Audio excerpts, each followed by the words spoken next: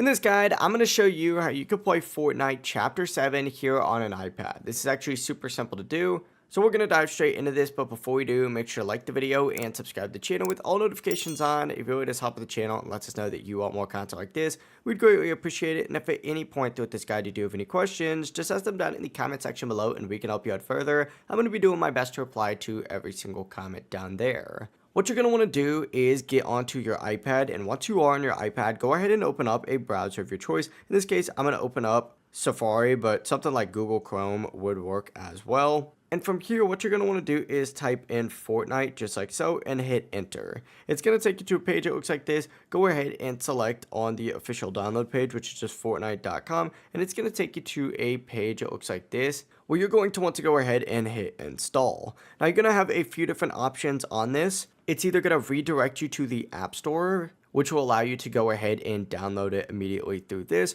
or you're going to see options for Amazon Luna, Xbox Cloud Gaming, and GeForce Now.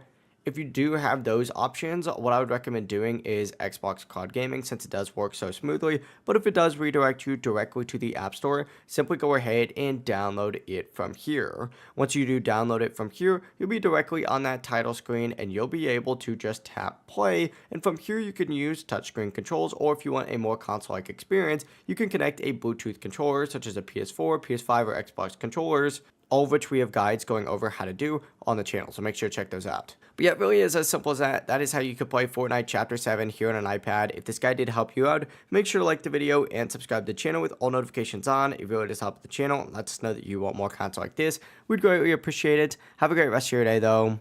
Peace.